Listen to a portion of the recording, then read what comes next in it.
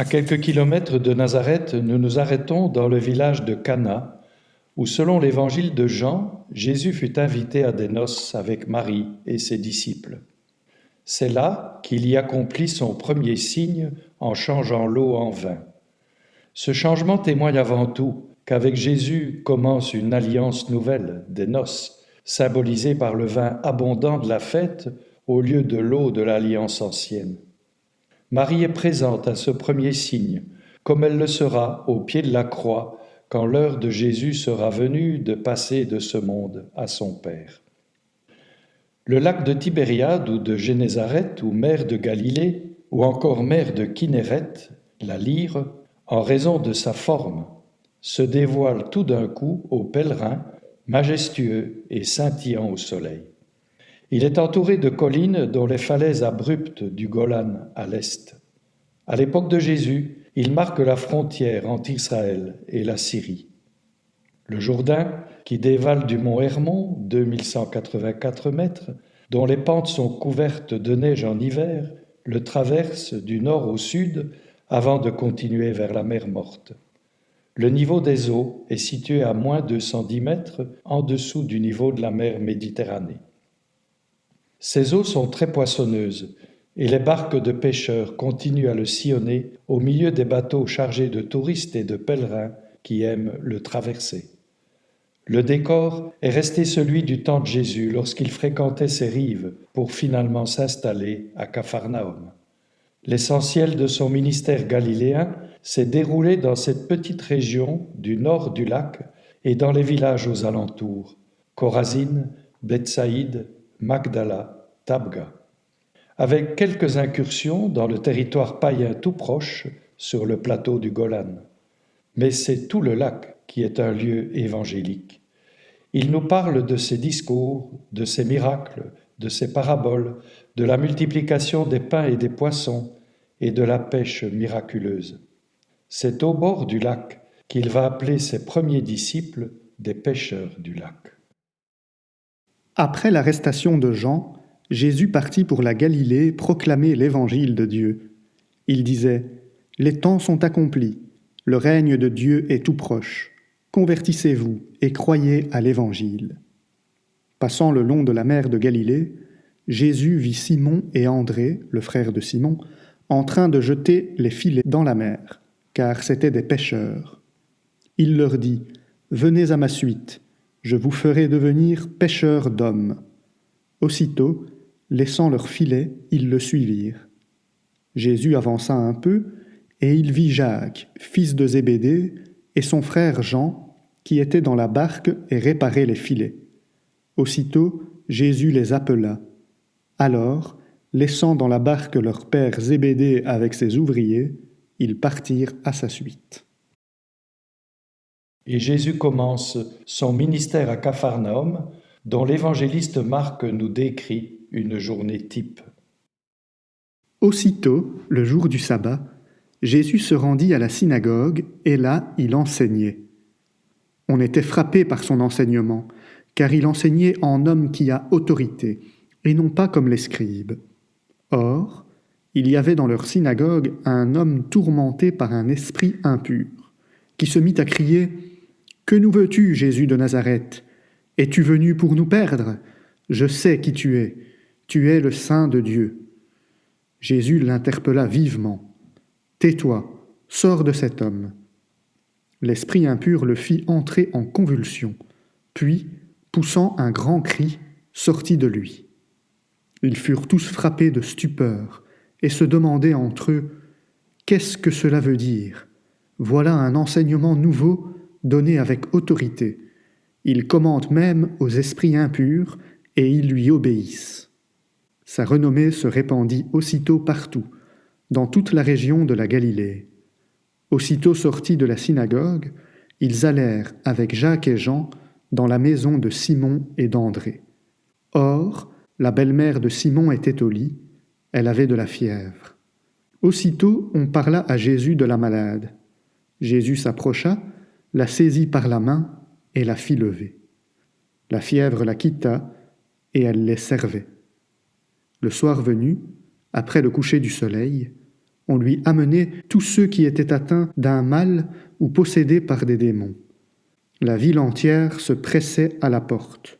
Il guérit beaucoup de gens atteints de toutes sortes de maladies, et il expulsa beaucoup de démons. Il empêchait les démons de parler, parce qu'ils savaient, eux, qui il était. Le lendemain, Jésus se leva bien avant l'aube. Il sortit et se rendit dans un endroit désert, et là il priait. Simon et ceux qui étaient avec lui partirent à sa recherche. Ils le trouvent et lui disent « Tout le monde te cherche ». Jésus leur dit « Allons ailleurs, dans les villages voisins, afin que là aussi je proclame l'Évangile, car c'est pour cela que je suis sorti. » Et il parcourut toute la Galilée, proclamant l'Évangile dans leurs synagogues et expulsant les démons. Sur une petite colline surplombant le lac, que l'on appelle Mont des Béatitudes, on aime évoquer les 8 promesses de bonheur que Jésus a proclamées devant la foule et ses disciples, et qui ouvrent dans l'Évangile de Matthieu le sermon sur la montagne. Voyant les foules, Jésus gravit la montagne. Il s'assit et ses disciples s'approchèrent de lui. Alors, ouvrant la bouche, il les enseignait. Il disait « Heureux les pauvres de cœur, car le royaume des cieux est à eux. Heureux ceux qui pleurent, car ils seront consolés. Heureux les doux, car ils recevront la terre en héritage. Heureux ceux qui ont faim et soif de la justice, car ils seront rassasiés. Heureux les miséricordieux, car ils obtiendront miséricorde. Heureux les cœurs purs, car ils verront Dieu. Heureux les artisans de paix, car ils seront appelés fils de Dieu. Heureux ceux qui sont persécutés pour la justice, car le royaume des cieux est à eux. Heureux êtes-vous si l'on vous insulte, si l'on vous persécute, et si l'on dit faussement toutes sortes de mal contre vous à cause de moi. Réjouissez-vous, soyez dans l'allégresse, car votre récompense est grande dans les cieux. C'est ainsi qu'on a persécuté les prophètes qui vous ont précédés.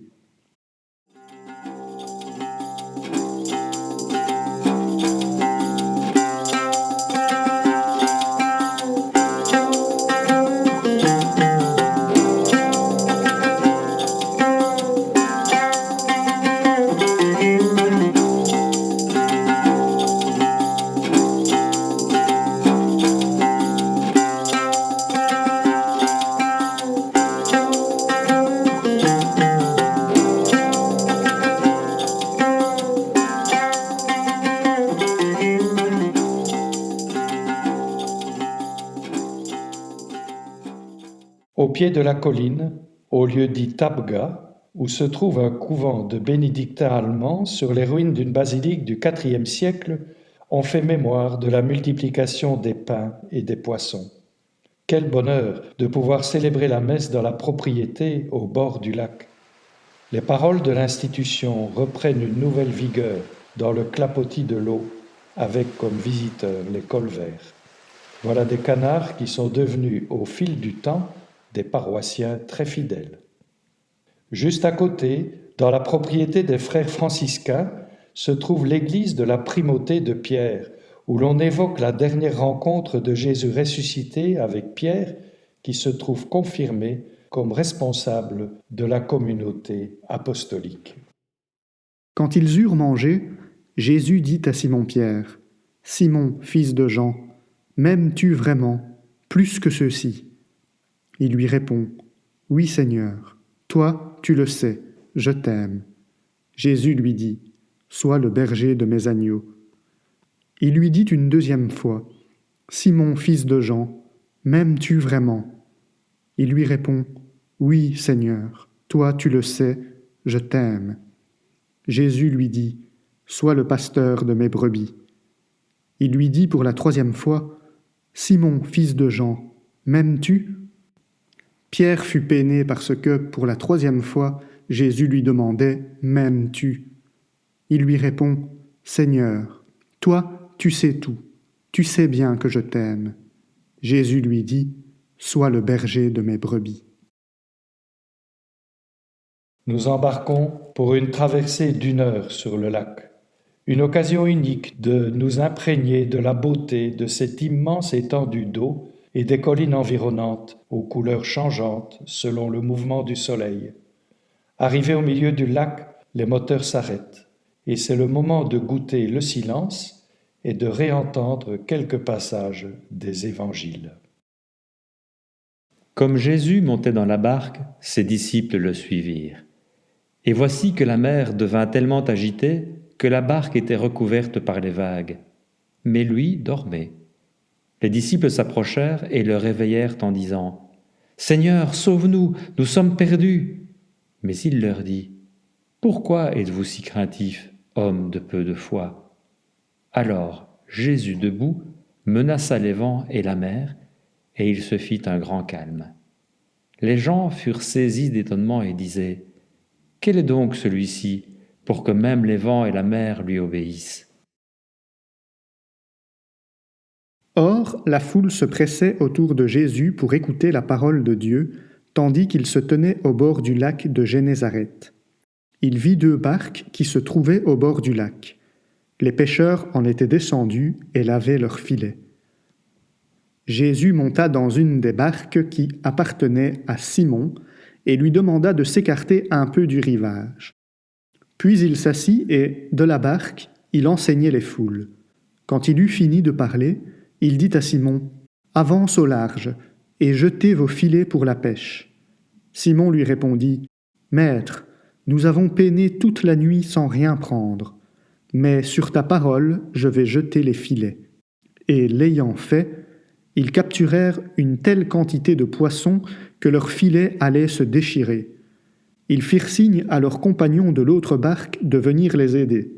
Ceux-ci vinrent, et ils remplirent les 2 barques, à tel point qu'elles enfonçaient. À cette vue, Simon-Pierre tomba aux genoux de Jésus en disant « Éloigne-toi de moi, Seigneur, car je suis un homme pécheur. » En effet, un grand effroi l'avait saisi, lui et tous ceux qui étaient avec lui, devant la quantité de poissons qu'ils avaient pêchés. Et de même Jacques et Jean, fils de Zébédée, les associés de Simon.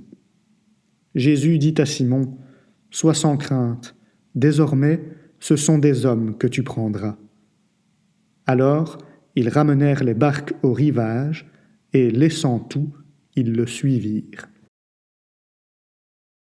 Le soir venu, ses disciples descendirent jusqu'à la mer. Ils s'embarquèrent pour gagner Capharnaüm sur l'autre rive. C'étaient déjà les ténèbres, et Jésus n'avait pas encore rejoint les disciples. Un grand vent soufflait, et la mer était agitée. Les disciples avaient ramé jusqu'à une distance d'environ 25 ou 30 stades, c'est-à-dire environ 5000 mètres, lorsqu'ils virent Jésus qui marchait sur la mer et se rapprochait de la barque. Alors, ils furent saisis de peur, mais il leur dit « C'est moi, n'ayez plus peur. » Les disciples voulaient le prendre dans la barque. Aussitôt, la barque touche à terre, là où il se rendait. En arrivant sur l'autre rive, qui était la rive païenne du lac au temps de Jésus, nous pouvons aussi évoquer la guérison d'un possédé appelé Légion. À leur demande, Jésus envoya les esprits mauvais dans un troupeau de porcs. Ils étaient 2000, et le troupeau se précipita dans la mer. Les gardiens effrayés chassèrent Jésus de leur territoire, et le possédé guéri suppliait Jésus de lui permettre de le suivre, ce que Jésus refusa en l'invitant plutôt à proclamer dans sa région ce que le Seigneur avait fait pour lui dans sa miséricorde.